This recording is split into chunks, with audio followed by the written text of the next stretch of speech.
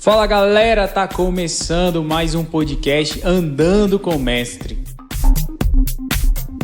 E hoje eu tenho a honra de receber aqui nos estúdios de gravação Ana Paula Guimarães. É uma honra receber aqui minha esposa hoje, mas eu sei que Deus tem feito grandes coisas através da sua vida e que Deus possa estar falando aos nossos corações através desse testemunho. Para mim, Rickson, é um grande privilégio estar aqui participando desse podcast, Andando com o Mestre, esse projeto tão lindo que o Senhor tem colocado em nossos corações para que outras vidas sejam alcançadas também. É uma honra poder compartilhar com todos, compartilhar com você o que Deus fez na minha vida e testemunhar isso como algo grandioso do Senhor na minha vida. Glória a Deus por isso. E uma pergunta que eu quero fazer a todos aqueles que vieram aqui, né? Me conta um pouquinho como que foi o seu início de caminhada com Jesus. Você nasceu num lar cristão, como que foi? Me conta um pouquinho sobre essa caminhada com Jesus. Como que ela se iniciou?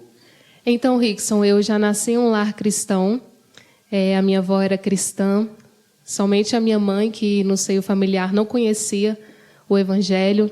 E eu passei por várias dificuldades também na minha infância. Minha avó buscou muito no Senhor, a minha mãe também, mesmo não conhecendo o Evangelho. Na minha infância, eu passei por alguns problemas cerebrais. Eu fui diagnosticada com arritmia cerebral e o doutor falou que eu teria que tomar medicamento controlado por toda a minha vida. E ali a minha avó, crendo no Senhor, crendo que Deus poderia operar um grande milagre na minha vida, ela fez ali uma campanha durante 6 meses na igreja e minha mãe ia junto também, porque ela cria no milagre, cria naquilo que o Senhor poderia fazer na minha vida. E elas ali orando, buscando em Deus, o Senhor Jesus operou grandes milagres. Porque a minha avó, quando passou ali comigo toda aquela noite, naquela madrugada, para eu poder fazer um exame, no momento que eu fiz o exame, quando o doutor foi dar o diagnóstico para ela, já não tinha mais nada. Então, até o doutor viu que Deus tinha feito um grande milagre na minha vida, porque não tinha condições. Uma menina com arritmia cerebral, que dava desmaio, que teria que continuar tomando medicamentos controlados, ter um laudo daquele. Então, ela viu e creu que realmente o Senhor poderia operar grandes milagres, e por meio disso, a minha mãe, ela conheceu o Senhor Jesus, ela foi para os pés do Senhor, confessou o Senhor como o único e suficiente Salvador, e hoje está andando com o Mestre. Então, para nós é uma honra servir ao Senhor. Eu posso dizer que eu sou um milagre, porque além desse problema, eu passei por outra enfermidade também. Essa enfermidade foi tipo uma lepra em meu corpo, que os médicos também não sabiam mais que medicamento passar, porque nada curava.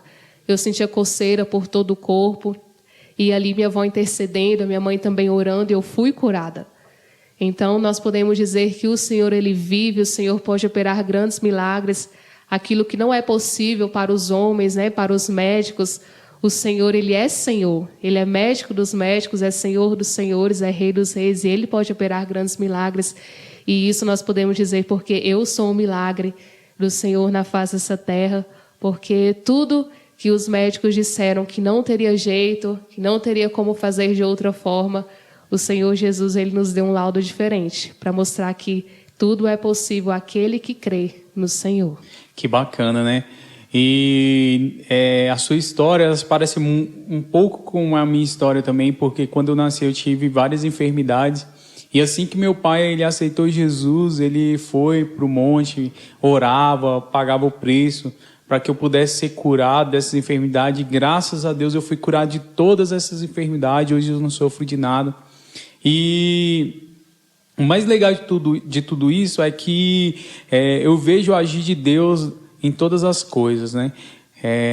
O fato da enfermidade que você nasceu levou a sua mãe aos pés do Senhor. Então Deus tem um propósito, né, em todas as coisas que Ele faz. Isso, em todas assim as como coisas. diz a palavra do Senhor, né? Todas as coisas cooperam para o bem daqueles que amam a Deus. Então, o amor de Cristo pela sua vida e através também da oração da sua avó, essa doença ela veio para que você pudesse, né, para que sua mãe pudesse aceitar Jesus como Senhor e Salvador da sua vida. E eu vejo assim também que Deus, ele continua operando milagre. Ele não é só o Deus lá de Abraão, de Isaac, de Jacó, ou dos tempos dos discípulos, né? Deus continua fazendo milagres, Deus continua operando milagres nas nossas vidas. Ele é Deus. Porque Ele é Deus.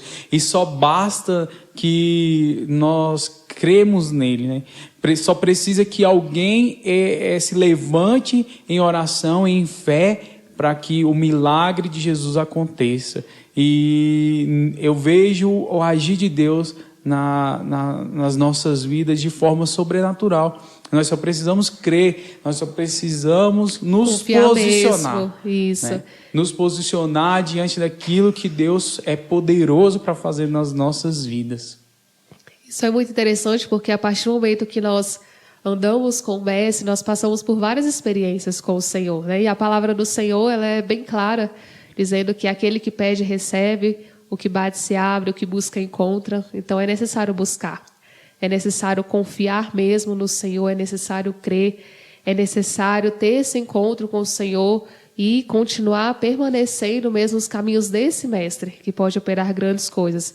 E eu aprendo por meio de tudo isso que nós não precisamos buscar apenas o bom de Deus em nossas vidas, mas nós precisamos buscar o Deus bom, porque as demais coisas são acrescentadas em nossas vidas.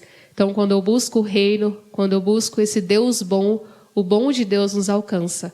As misericórdias do Senhor nos alcança, a benignidade do Senhor nos alcança.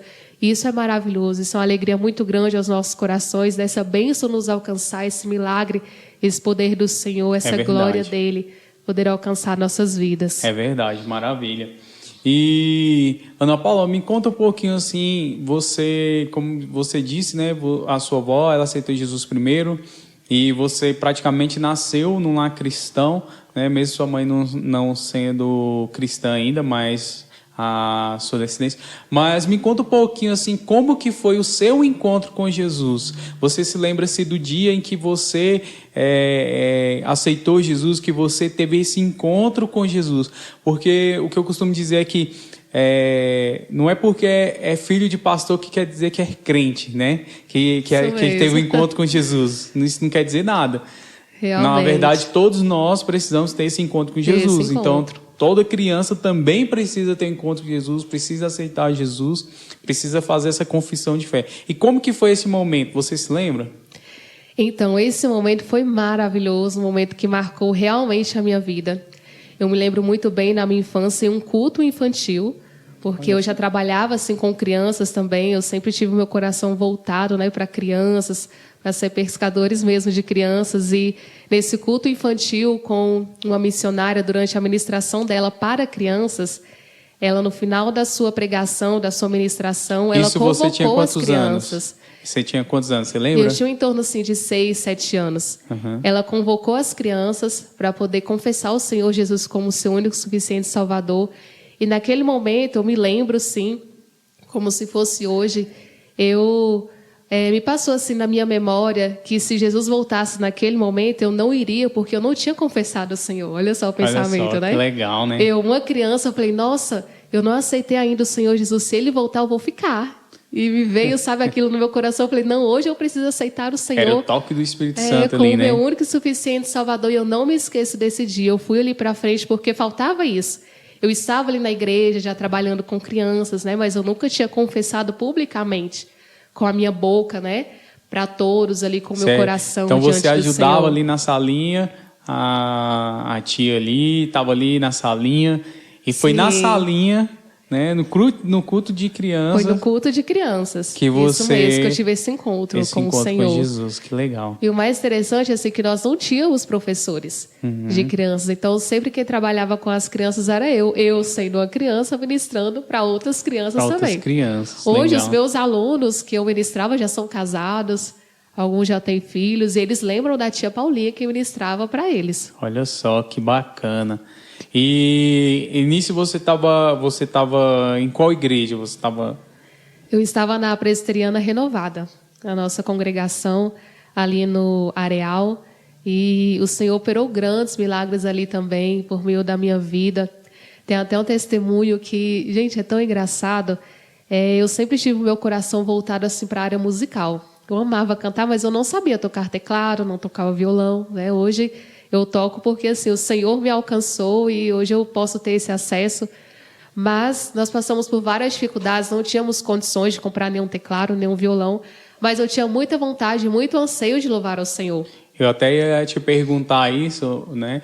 Porque eu sei que você se desenvolve nesse ministério de música e eu queria saber como que foi assim esse encontro assim com o Ministério de Música. Quando foi que começou assim você a ter esse encontro assim com o Ministério de Música, a você se desenvolver? Como que foi essa sua desenvoltura assim no Ministério de Música?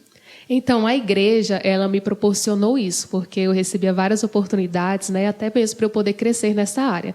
E como eu gostava muito de cantar, eu só não tocava, mas tinha muito anseio de tocar violão, teclado, desde pequena. E eu cantava muito em playbacks. Algumas vezes a gente colocava um sonzinho lá na igreja bem simples, porque não tinha instrumentos, não tinha nada. Mas o poder e a glória de Deus era muito presente naquela congregação. Playback era o sucesso. Playback. E várias vezes não tinha nem o playback, era com a voz do cantor e eu cantava junto com o cantor e era a coisa mais linda. Legal. Deus operava grandes milagres. Mas uma certa vez, como eu tinha muita vontade de tocar violão, eu peguei um violão daqueles de brinquedo com cordinhas de nylon, aqueles violões pequenininhos com 4 cordas de nylon, e no meio do culto eu acabei intervindo no culto, no momento da palavra, e eu falei assim que eu queria cantar um corinho com aquele violão.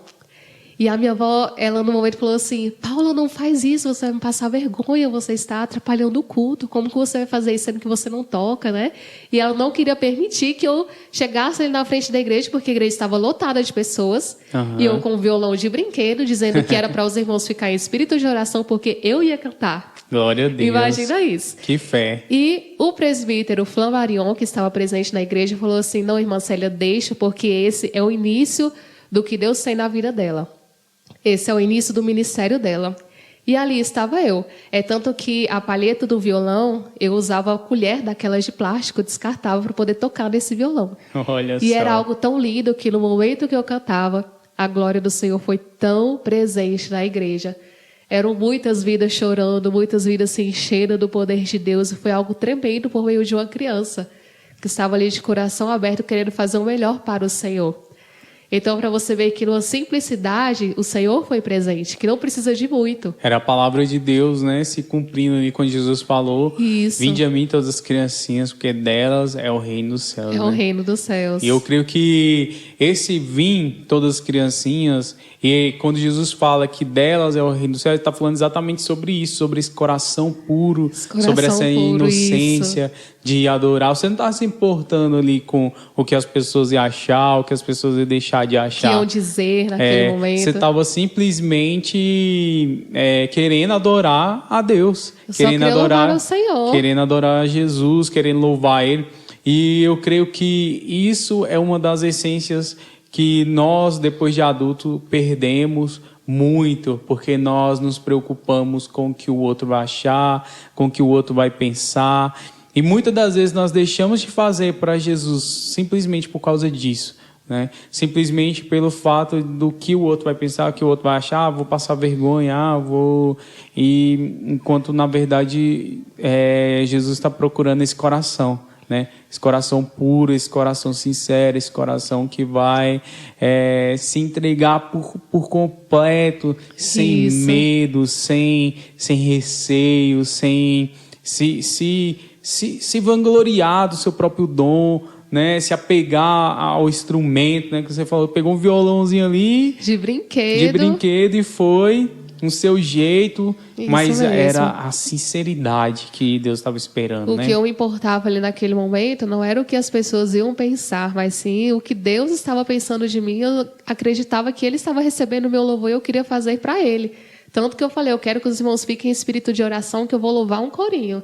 E para mim eu estava tocando a coisa assim mais linda, como se eu já tocasse violão. E o que passava na minha cabeça é porque muitas vezes, né, a minha avó talvez querendo impedir isso, né, de acontecer naquele momento, com vergonha, porque uma criança querendo intervir em um culto e cheio de pessoas, muitas pessoas ali na igreja, a igreja lotada Mais ou de menos pessoas. o que, Então imagina, que Pedro né? Como queria que fazer ali, né? Pedir às crianças chegar em Jesus, Isso. porque ia atrapalhar A o mesma coisa. mestre. E Jesus falou, não, pode deixar elas vir. Dos porque tais, é o reino dos céus. é mais ou menos isso. A gente continua vendo, né? A palavra de Deus, ela se cumprindo a todo tempo, né? Isso mesmo. Eu estou até lendo um livro agora de Charles Spurgeon e fala sobre ser pescadores de crianças. E é bem a minha área, porque muitas vezes as pessoas estão lidando com aquela questão de ter aquele momento com as crianças como se fosse um passatempo. E o livro trata até sobre isso, que você está ali com as crianças ensinando essa questão de andar com o mestre, de conhecer Jesus. Não é um passatempo, mas é você instruir, você ensinar, você pregar esse evangelho para aqueles que serão nossa futura geração. Então, isso está em nossas mãos. Nós temos que ter esse zelo e esse cuidado, né? Por isso que na palavra do Senhor, ela ainda nos ensina que é necessário alimentar mesmo esses cordeirinhos, cuidar deles. Ah, sim, com toda certeza. E o que nós temos que pensar hoje é exatamente sobre isso, né?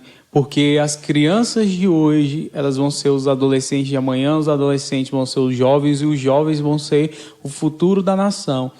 Então, se nós não cuidarmos das crianças, não tivermos zelo, ensinar mesmo o caminho, a direção, nós vamos ter adolescentes problemáticos e certamente vamos ter jovens mais problemáticos ainda e certamente vamos ter também adultos problemáticos, casamentos destruídos, vidas destruídas através daquilo que o diabo ele tem a oferecer hoje, né?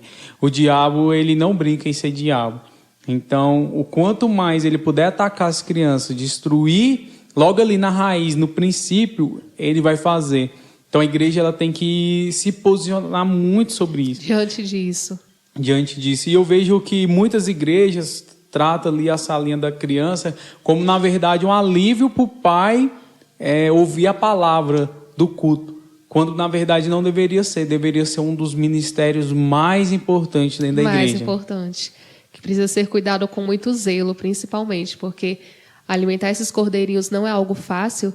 E, por ser a futura geração, o que nós temos deixado? E eu penso muito em questão dos filhos, porque os filhos, eles vão nos refletir. Então, como nós queremos ser lembrados pelos nossos filhos, pela nossa geração, o que nós vamos deixar? Porque, em maior parte, a geração que tem sido deixada é uma geração muito frágil. Não uma geração realmente firmada na palavra, enraizada, solidificada, mas, infelizmente, muitas gerações que estão sendo deixadas são muito frágeis, sem conhecimento do verdadeiro evangelho, daquilo que realmente é o andar com o mestre. Então, cuidar dessas crianças, apacentar essas ovelhas, é isso que Cristo espera de nós, é isso que Cristo espera da sua igreja.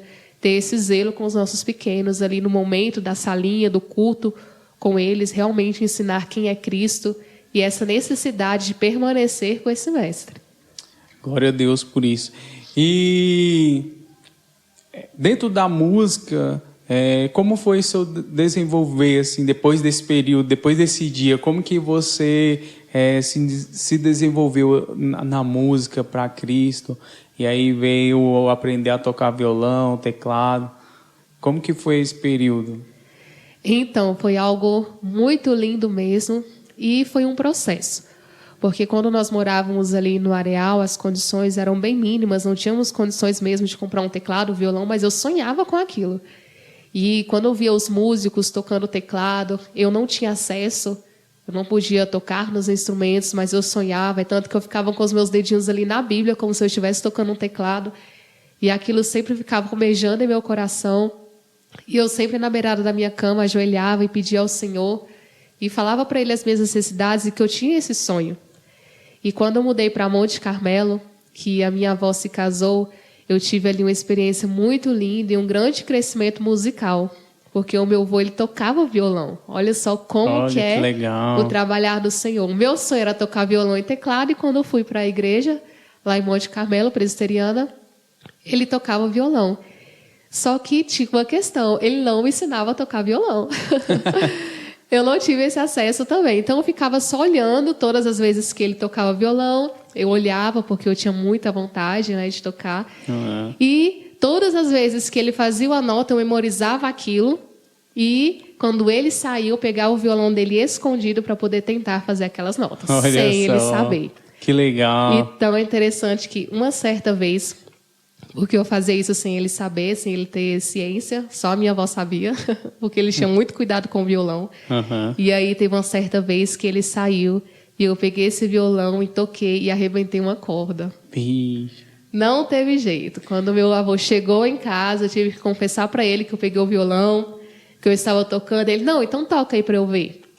Quando ele viu eu tocando, ele falou, não, eu vou te colocar no louvor da igreja. Ele ficou assim muito encantado, porque foi uma habilidade assim, que eu desenvolvi com muita facilidade, só de ver ele tocando. Foi algo muito lindo do Senhor. Uhum. Porque da forma que ele fazia, eu memorizava assim, e eu fazia igual. Quando ele viu, eu estava tocando muito bem. E aí ele me colocou no louvor da igreja, tanto que a primeira música que eu toquei foi aquela Porquê dele por ele, porque tinha a nota musical mais fácil que eu fazia, que era o Mi menor. Então, quase todo louvor tinha que ter Porquê dele por ele, porque era a música que eu tocava. Era a música que a Paula sabia tocar. Sabia tocar, e eu tocava com muita excelência. Em Mi menor. Então foi algo muito lindo. Já com o teclado, a gente não tinha condições de comprar um teclado melhor. Então, a minha avó conseguiu com o irmão da igreja, que estava vendendo o teclado dele, que ele comprou para ele. Só que ele não conseguiu tocar, perdeu o interesse. E aí, vendeu para ela por R$150. É o teclado que eu tenho até hoje, que eu aprendi a tocar com ele, o teclado Yamaha. Olha bem só. simples. E o Senhor me usou grandemente. Ela que bacana. Pagou um professor para poder me ensinar. E eu tive esse acesso para poder tocar teclado também. E foi algo muito lindo que o Senhor fez na minha vida. Que bacana. Então a gente vê assim, realmente algo que é o dom de Deus, que veio de Deus, né? É algo inexplicável, é proveniente mesmo do Senhor. Quando as pessoas perguntam, nossa, mas como? Como aconteceu isso? Gente, é algo do Senhor. Os talentos é algo construído pelo Senhor, o dom é constituído pelo Senhor. Então é algo muito lindo trabalhar dele nas nossas vidas. E tudo isso ele nos concede para ele. Sim. Para o reino dele. Para que o nome dele seja glorificado, para que o nome dele seja exaltado através das nossas vidas, né? E é engraçado você falando isso, e eu vejo assim, esse agir de Deus na vida de muitos homens na Bíblia. E um deles é Gideão. Sim. Quando Deus chama Gideão, e aí ali aparece aqueles tanto de homens, né? 10 mil homens, aí Deus fala, não, é muito. Aí tira ali e fica 3 mil. Sim. Aí, não, ainda é muito. Sobra só 300. E o que Deus estava querendo dizer e estava querendo fazer através da vida daqueles homens? É dizer exatamente isso. Que não era sobre aqueles homens, era sobre Deus. Sobre Deus. Era sobre o poder dele. Para que aqueles homens eles não viessem se vangloriar daquilo que eles tinham conseguido. E eu sei que o ministério de música ele é um ministério bastante difícil exatamente por isso. Né, das pessoas manter ali a humildade, manter ali o foco, exatamente entender que aquilo que elas receberam não vieram delas mesmas, mas vieram de Deus. Claro que exige o nosso esforço de correr atrás, de aprender, como você tinha esse desejo, se aperfeiçoar, né? Você tinha esse desejo de aprender e tudo, e você correu, foi ali, ficou observando e tudo. Tem o nosso esforço, mas é algo que vem de Deus. É algo que só Deus pode nos conceder esse dom de tocar, cantar e tudo mais. Tanto que o desejo ardia em meu coração, que eu não conseguia conter. Eu falava, não, eu quero muito, eu preciso aprender, e aquilo ardia dentro de mim, algo que eu sonhava mesmo. E o Senhor, Ele abriu realmente assim, as portas, né? E Ele concedeu isso para mim. Então, eu vejo como o Senhor opera grandes maravilhas. Por mais que, talvez, ali no nosso momento, a gente não tinha muitas condições, a situação que a gente estava passando, mas Ele ia prover, da forma dEle, do jeito que Ele queria, para poder nos usar. Por isso que quem é músico, quem louva, a gente toca para aquele que nos deu esse talento, para aquele que nos concedeu essa bênção. E isso é maravilhoso, poder louvar aquele que nos presenteou, que nos concedeu. É verdade. Muito bacana mesmo isso. E eu sei também que você tem o ministério, né? O ministério da palavra, do ensino. E como nasceu isso? Como nasceu esse ministério da palavra, do ensino na sua vida? Então, eu não tinha ciência que eu teria também esse chamado, né, de mestre para poder pregar o evangelho, de poder ensinar, expor a palavra do Senhor. E isso foi reconhecido ali também em Monte Carmelo. O meu avô, o pastor Antônio, ele colocou na igreja um projeto, tanto que eu não tinha pregado, nunca tinha pregado na igreja, eu só louvava, tocava, era mais da área do louvor. E ele colocou esse projeto na igreja em que cada jovem, cada sábado, iria ministrar uma palavra. Então chegou o meu dia, o dia glória da Ana Paula Guimarães pregar a palavra. Então, a primeira palavra que eu preguei, ela teve a duração de 5 minutos. Eita. Eu preparei tanto. A pregação mais longa da sua vida. Mais longa da minha vida. Eu preparei tanto para poder pregar 5 minutos. E eu só falava que Deus falou com Samuel. A minha palavra inteira foi ali em cima do texto de Samuel, e Deus falou com Samuel, e Deus falou com Samuel. Preguei tudo em 5 minutos. E Eita, aí, quando glória. eu encerrei a palavra, lá veio o pastor, o meu avô, e falou assim: não, Paulo, agora pode continuar. Na hora que eu tinha finalizado, finalizei com louvor ainda. Eita, 5 glória. minutos eu não vou louvar, louvei. Ele levantou e falou: não, agora pode continuar. Eu, meu Deus, vou continuar com o quê? Aí lá vai eu. Comecei desde o início de novo a palavra, repetir tudo que eu tinha falado de novo.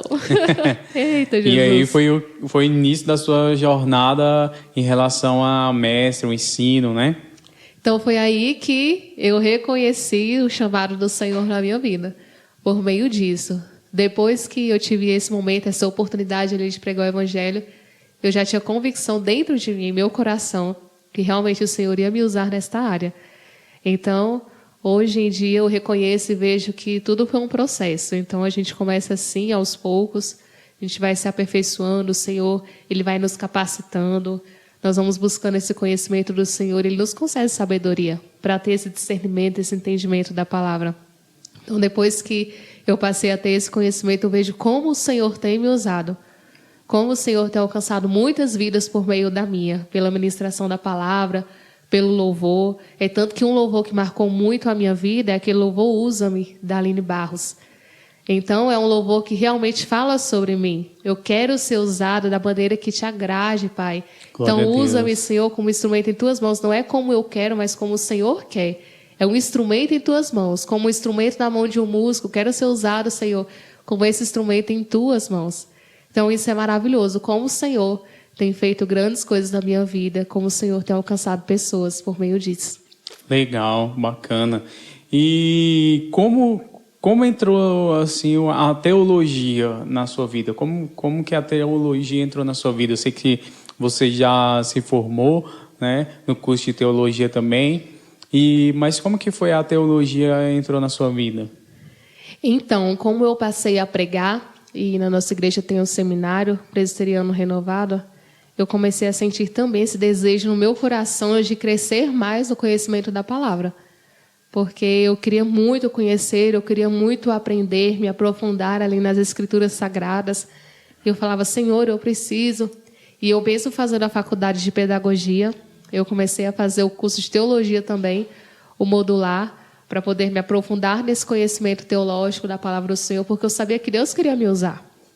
Mais ainda, para muitas pessoas. Então, eu precisava realmente me aperfeiçoar nisso, nesse conhecimento.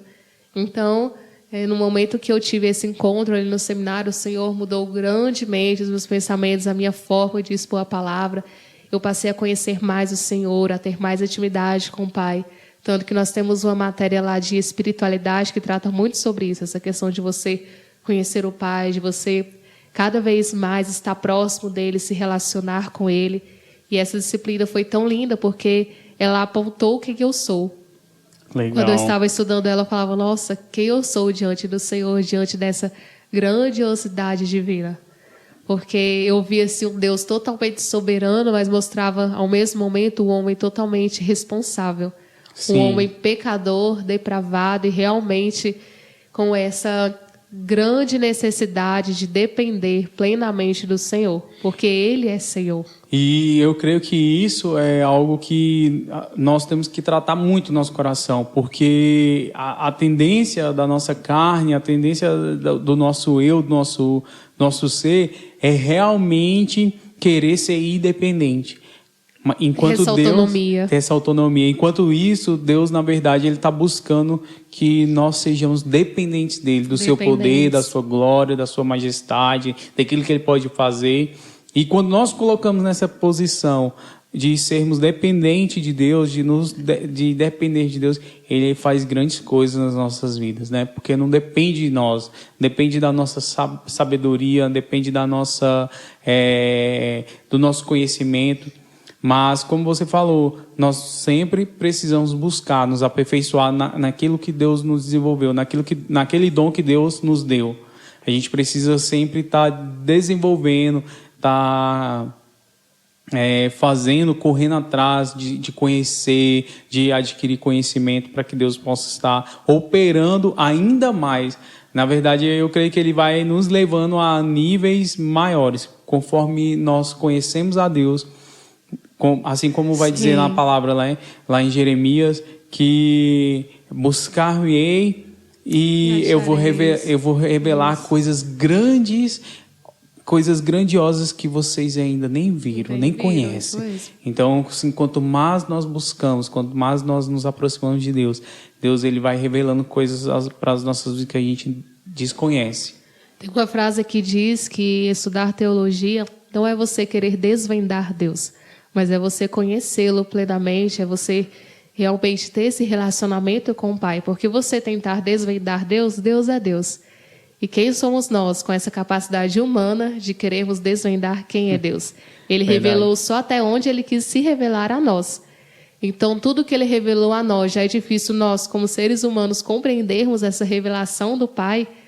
Essa revelação bíblica que Ele deixou a todos nós é algo tão complexo, com tanta profundidade, que quem somos nós diante dessa grandiosidade? Verdade. Então, a nossa missão é essa, conhecê-lo cada vez mais. E quanto mais eu conheço Deus, mais eu reconheço quem eu sou diante dEle. É verdade. E me fala um pouquinho, eu sei que você tem algumas composições, já gravou alguns CDs. Como entrou assim essa parte de composição na sua vida, de compor músicas que Deus tem te dado? Como que está essa área na sua vida? Então, essa questão das composições, ela iniciou também ali no Areal, quando a gente morava ali no Areal, na nossa congregação. E eu recebia várias inspirações do Senhor, mas como eu não sabia tocar, eu só cantava, então eu já recebia a melodia e a letra também das canções e eu ia escrevendo. E aí, quando nós mudamos para Monte Carmelo, já tinham várias canções. Eu falei para minha vovó, eu quero gravar um CD. Eu cheguei a falar isso para ela. E ela sem condições também, e eu escrevendo várias canções, mesmo ali criança, em todos os meus 9, 10 anos, com tantas composições que o Senhor ia me dando. E então, com o professor de teclado que eu tive ali em Monte Carmelo, nós resolvemos gravar um CD com várias canções que eu escrevi na minha infância, que o Senhor ia ali me inspirando, que o Senhor ia me dando. Então, foi algo muito lindo, algo tremendo. Eu tenho 3 CDs gravados, os outros 2 eu gravei aqui em Formosa mesmo, com várias canções lindas que o Senhor Ele tem me dado. Então, eu vejo que é algo do Senhor. Porque quando Deus coloca em meu coração as canções para eu poder escrever, para eu poder me inspirar, e Ele já me entrega a melodia também, então é algo que toca profundamente ao meu coração, e Ele me dá para que outras vidas sejam alcançadas também. Então foi para isso que o Senhor me criou, é para isso que Ele também me concedeu todo esse talento, né, todas essas composições. Então louvo ao Senhor pela minha vida, louvo ao Senhor por tudo isso que Ele teve concedido. Que bênção! E eu creio que são coisas assim que realmente vêm do alto, né? Eu estava ouvindo um pregador falar e, na verdade, ele também é compositor e ele fala assim que essas músicas, na verdade, elas já estão no céu. Só precisam ser acessadas por nós, né? Nós precisamos acessar essas músicas, o qual Deus nos dá. porque na verdade ele já tem essas canções no céu. E aí ele vai fazendo com que nós tenhamos acesso a essas canções, a essas músicas, esses louvores, que vem realmente tocando o nosso coração. E quando a gente ouve, né, algumas músicas como essa que você citou, a gente vê como realmente essas músicas vêm do alto, né? Usa-me, né? E tantas outras. Uma inspiração divina mesmo. Uma inspiração divina, uma inspiração que vem do alto mesmo, uma inspiração que vem de Deus para as nossas vidas. E dentro do seu ministério, conta alguma experiência assim que você teve com Deus assim que foi marcante mesmo na sua vida, uma experiência assim que realmente levou você a falar assim, cara, hoje aqui eu estou no centro da vontade de Deus, que eu estou realmente fazendo a vontade de Deus, e isso que me importa, e nada mais me importa do que fazer a vontade de Deus, estar no centro da vontade de Deus. Tem algo que o Senhor tocou profundamente ao meu coração, que ali eu me via no centro da vontade do Senhor. Tanto que no meu coração o Senhor falava, aqui é o seu lugar, e isso que eu tenho para você, isso foi confirmado, foi quando eu realizei uma viagem missionária, ali junto com os meus amigos da Assembleia de Deus, uma viagem, e ali na explosão missionária na Bahia, como o Senhor operou milagres ali. Porque é um lugar com pessoas bem simples, são esses lugares que eu tenho um grande chamado do Senhor também. Crianças carentes, muitos pais, mães, muitas famílias, crianças muito humildes, ali na simplicidade, as casas tão simples. E ali, quando eu me via nessa viagem missionária, realizando ali grandes coisas para o Senhor, louvando, tanto que eu passava o dia inteiro andando no sol quente, com o violão ali do lado, louvando de casa em casa, evangelizando. Eram pessoas chorando, pessoas se entregando ao Senhor. Então, ali, eu me senti no centro da vontade de Deus. Eu falei assim, Senhor, esse é o meu chamado. Realmente me entregar e viver totalmente, plenamente para o Senhor. Eu cantei, eu louvei, eu preguei, ministrei ali sobre aquele lugar. Foi uma semana que nós ficamos ali. Nós tivemos experiências maravilhosas ali naquele lugar. Muitas vidas se rendendo ao Senhor. As crianças também ouvindo a palavra do Senhor ali, com muita sede, muita fome desse evangelho. E nós levamos algo tão simples, que foi tão edificante para aquele povo. Levamos ali a palavra do Senhor com toda a simplicidade, com todo o amor. Abraçamos aquelas vidas, porque as vidas precisam ser abraçadas. Nós precisamos abraçar as pessoas. E ali nós abraçamos aquelas crianças, aquelas famílias, e elas foram realmente impactadas pelo Senhor. Legal. Muito bacana mesmo você falar isso, porque são momentos assim que Deus se revela a nós e mostra o chamado dele, o que ele tem reservado para as nossas vidas, o que ele tem preparado para nós. E eu creio que são coisas assim que movem o nosso coração para perto ou na direção desse chamado que Deus tem para as nossas vidas, né? Para que esse dom não fique simplesmente em um lugar ou só dentro de uma caixinha, como se muitas das vezes você pegasse o dom que Deus te deu e colocasse dentro de uma caixinha. Aí quando esse dom que Deus te deu é revelado para o mundo, ele toca corações, toca vidas, toca pessoas. Isso é muito legal. Foi algo muito lindo e tremendo de Deus ali naquele lugar. Então ali realmente eu me senti no centro da vontade do Senhor. Eu falei, é isso que Deus tem para mim. Glória a Deus. E para nós finalizarmos aqui, falar um pouquinho sobre como você está agora, os seus projetos, o que Deus tem feito na sua vida, o que Deus tem realizado nesses últimos tempos, nesses últimos anos. Então, como o Senhor já fez grandes coisas, mas ainda tem grandes projetos para ser realizado por meio da minha vida, das nossas vidas. Agora é nossas, né? Agora é nossas. Glória a Deus. Porque eu creio que o Senhor tem muito a fazer. Primeiramente, esse projeto Andando com o Mestre, esses podcasts que estão sendo gravados, é algo muito lindo, é um projeto que estava no coração do Senhor, Ele colocou no nosso também. É verdade. E isso já tem edificado muitas pessoas estão sendo alcançadas. Outro projeto também que nós estamos atuando a questão com as crianças, ensinando, instruindo os nossos pequenos ali, os pequenos cordeirinhos ali na nossa igreja. Então, eles estão crescendo em graça, crescendo em conhecimento. E é o que eu falo sempre para o Senhor: Senhor, eis-me aqui. Porque eu quero cada vez mais conhecer a Tua palavra e fazer aquilo que o Senhor tem para que eu faça na Tua obra. Onde o Senhor me colocar, que eu possa fazer aquilo que Ele quer que eu faça. Então, eu peço sempre para o Senhor confirmar isso em meu coração. Sempre quando eu tenho um projeto assim para poder ser realizado, eu falo: Senhor, confirme isso em meu coração. Então, é algo que Ele realmente confirma, que Ele realmente mostra que Ele é Deus e que Ele está no controle de todas as coisas, porque a vontade do Senhor é boa, é perfeita e é agradável.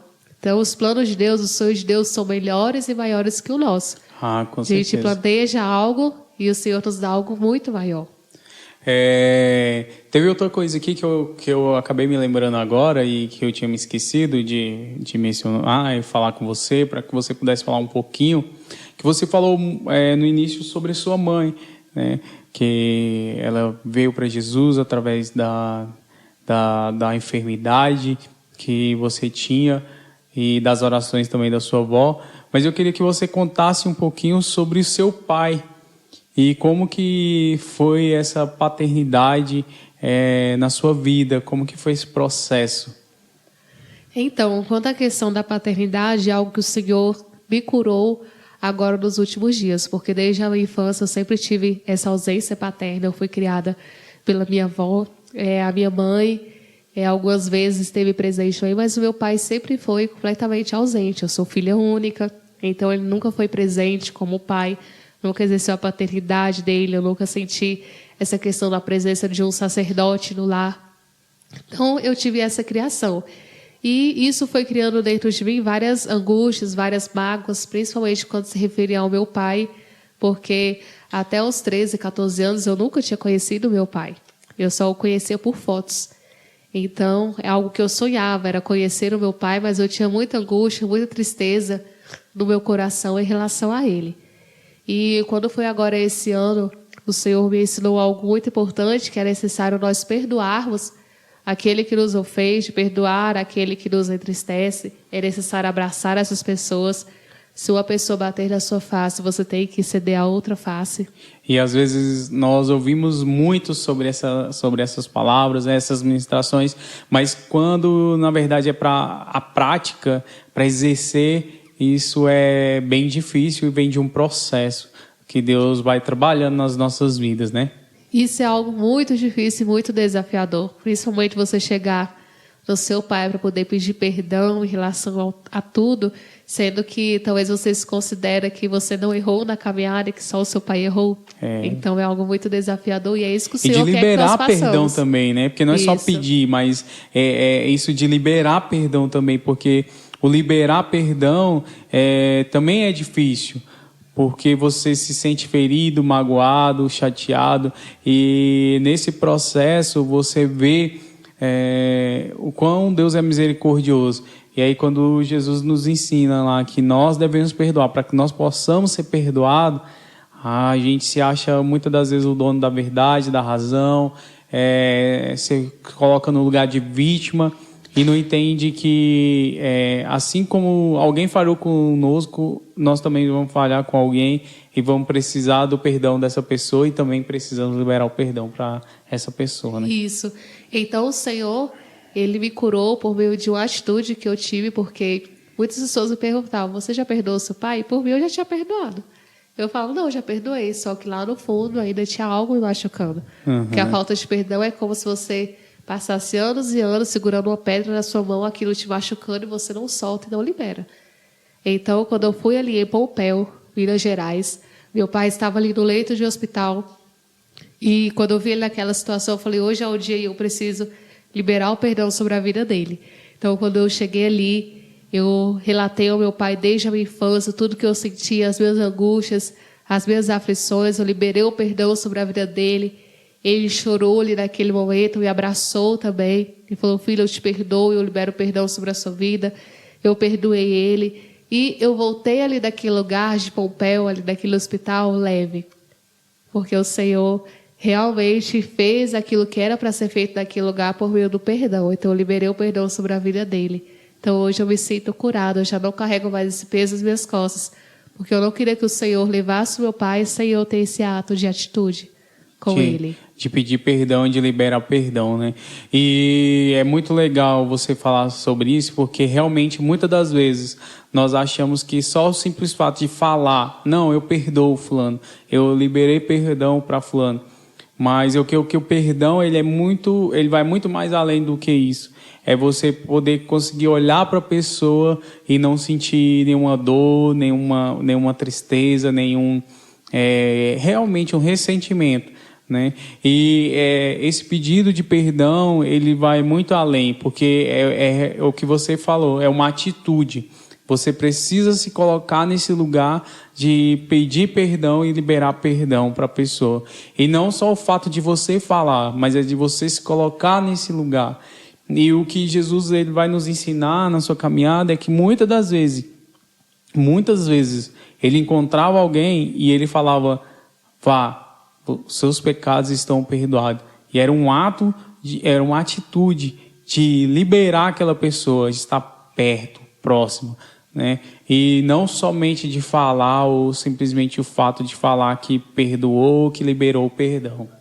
Então eu vejo que a nossa maior dificuldade é se colocar mesmo nessa posição de humildade, porque nós como seres humanos queremos sempre estar certos e é muito difícil ceder ao outro, verdade. Se colocar nesse posicionamento de humildade, lavar os pés do outro, abraçar o outro. Então, isso que Deus fez na vida do meu pai, eu sei que foi uma cura para ele, uma cura para mim também. E hoje eu me sinto leve, graças a Deus, perdoada, abraçada pelo meu pai. E uma coisa legal que você falou é que realmente você poderia se colocar no lugar de vítima. Não, foi ele que nunca foi pai, foi ele que me abandonou, foi ele que me deixou, ele que não exerceu o papel de pai, de sacerdote. E que muitas das vezes nós nos colocamos nesse papel de vítima. Ah, não, fulano que tem que vir me pedir perdão. E talvez você poderia ter se colocado nessa posição. Não, ele que tem que vir me pedir perdão, ele que tem que vir até mim, ele que tem que vir falar comigo. E não ter tomado essa atitude e de entender que quem precisava disso era você. Era a sua vida que precisava ser liberada, era seu coração que precisava ser liberado, né? Era a sua vida que precisava ser liberada nesse momento. E não se colocar na posição, igual você falou, de orgulho. Não, eu preciso, eu que fui ferida, eu que me feriram. E também tem aquele outro lado que muitas das vezes as pessoas acham assim, não, eu não tenho nada para perdoar, não, eu não tenho nada para pedir perdão, não, e fica se escondendo atrás, né, achando que não tem nada para perdoar, que não tem nada. Quantos pensam assim dessa forma?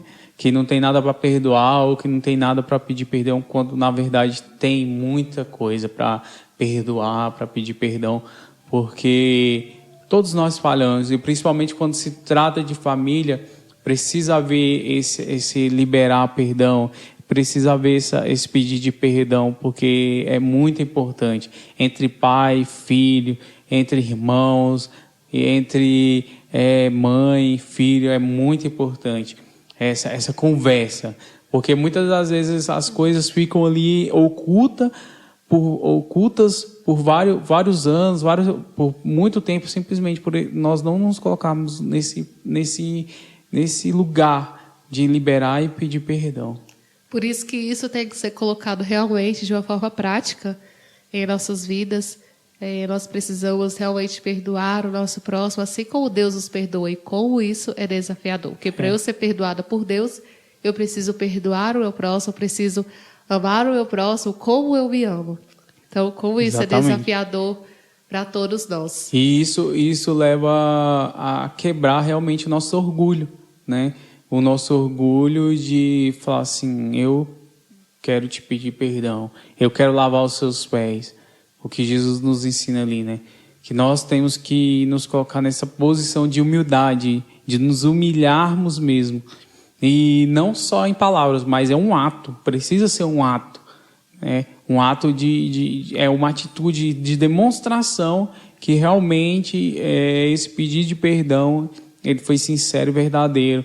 Porque quando na verdade você foi lá e teve esse ato, não foi simplesmente o fato de você liberar perdão ou pedir perdão para ele, foi a cura que Deus ministrou ali no coração de vocês. Isso é muito lindo. E é lindo. E é exatamente sobre isso que é o perdão. Não é simplesmente o fato de perdoar ou de liberar perdão, mas é o fato de ser curado, de cura que Deus quer ministrar ali nesse momento, né? De perdão, de haver um pedido de perdão sincero e verdadeiro. Então não é simplesmente o fato de falar assim, não, eu perdoo fulano, mas e aí? E a cura? Às vezes você pode até liberar o perdão, pedir o perdão para a pessoa, mas não foi curado. E era o que você tinha. Você realmente às vezes tinha perdoado seu pai já, mas não tinha sido curado. Não tinha sido curado. Não tinha sido curado. Então naquele momento eu saí dali realmente curada e isso eu posso testemunhar. Então é necessário nós perdoarmos, é necessário o filho perdoar os pais perdoarem os filhos e terem essa atitude diante do outro, de se colocar nesse posicionamento mesmo de servo, porque a maioria só quer ser servido e não quer servir. A nossa grande dificuldade é essa. Agora, se colocar nessa posição de servo, nessa posição de humildade para poder servir o outro, para poder pedir perdão do outro, é isso que Jesus nos ensinou e é o exemplo que ele deixou a todos nós. Então, isso é muito importante. É verdade. Então, é isso. Ana Paula, obrigado pela sua participação aqui. Obrigado por participar aqui do nosso podcast. Eu creio que ele foi muito edificante e que ele possa tocar o coração de muitas pessoas. Eu também agradeço esse podcast, Andando com o Mestre. É algo muito lindo que o Senhor falou profundamente aos nossos corações. Eu me alegrei muito de poder estar aqui participando com você e que esse lindo testemunho possa edificar a todos. Amém. Então é isso, galera. Esse foi mais um podcast Andando com o Mestre. E se você gostou do nosso podcast, se você tem gostado do nosso conteúdo, compartilha aí com seus amigos, nas suas redes sociais. Nos segue lá nas nossas redes sociais. No YouTube é Andando com o Mestre, o nome do nosso canal. No podcast também, no Spotify, é só você procurar Andando com o Mestre. E a nossa página no Instagram, que é Sal da Terra Now. Ou seja, sal da terra, nós precisamos ser sal da terra agora, para já, nesse momento. Fique com Deus e até a próxima. Tamo junto.